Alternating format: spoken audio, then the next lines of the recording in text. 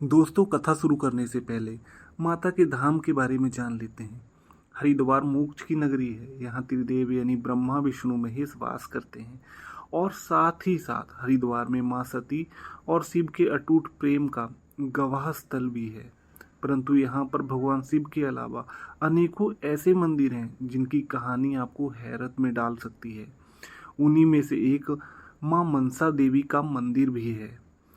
यह एक सिद्ध पीठ है। मनसा देवी मंदिर का निर्माण मणिमाजरा के राजा गोपाल सिंह ने 1811 में 1815 में करवाया था।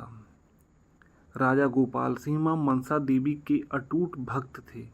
पहले वो मनसा देवी के मंदिर तक एक गुफा के जरिए उनके दर्शन करने आते थे और मां से उन्होंने एक मन्नत मांगी और मन्नत पूरी हो जाने पर उन्होंने वहां एक मंदिर बनवाया।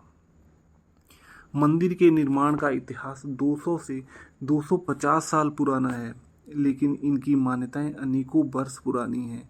दोस्तों, जब समुद्र मंथन हुआ था तब समुद्र से अमृत, ऐरावत हाथी, कल्पवृक्ष जैसे 14 रत्नों की उत्पत्ति हुई, जिनमें से एक हलाहल विष भी था, जिसे भगवान शिव ने जन कल्याण के लिए स्वयं पी लिया था। और उस विष का तेज इतना तीव्र था कि वे भगवान शिव को बहुत पीड़ा पहुंचा रहा था। तब शिव ने अपने मानस से एक विष कन्या को जन्म दिया, जिसने भगवान शिव का सारा जहर स्वयं धारण कर लिया और उनके गले को आराम दिया। इसी विष कन्या को मां मनसा देवी के नाम से जाना जाता है, जिसको भगवान शिव की मानस पुत्री के तौर पर भी जाना जाता है। तब से जन कल्याण के लिए मां मनसा देवी को इस बिलवा पहाड़ पर स्थान मिला। तब से मां मनसा देवी लोगों के दुख दूर करती हैं और लोग यहाँ आकर काल सर्प दोष से मुक्ति पाने के लिए पूजन करवाने बहुत दूर दूर से आते हैं। मां मनसा देवी का विवाह जगतकारु ऋषि से हुआ था। मां मनसा देवी को नागों के राजा वासुकी की बहन के तौर पर भी जाना जाता है। दोस्तों, एक समय में महिषासुर नामक एक बहुत अत्याचारी असुर हुआ था, जो कि ब्रह्मा जी की तपस्या करके उनसे वरदान प्राप्त कर लिया था कि कोई भी देवता और दानव उसे मार नहीं सकता। ना स्वर्ग में मर सकता है, ना धरती पर, ना ही कोई मनुष्य मार सकता है और ना ही देवता। यह वरदान पाकर असुर देवताओं को सताने लगा था। एक बार स्वर्ग पर विजय प्राप्त करने के उद्देश्य से उसने स्वर्ग पर चढ़ाई कर दी और सभी देवताओं को परास्त करके स्वर्ग पर विजय प्राप्त कर ली। सभी देवगण असुर से परेशान होकर त्रिदेव यानी ब्रह्मा विष्णु महेश जी के पास पहुंचे। त्रिदेवों ने जब देवताओं से असुर के अत्याचार के बारे में सुना तो उनको बहुत क्रोध आ गया।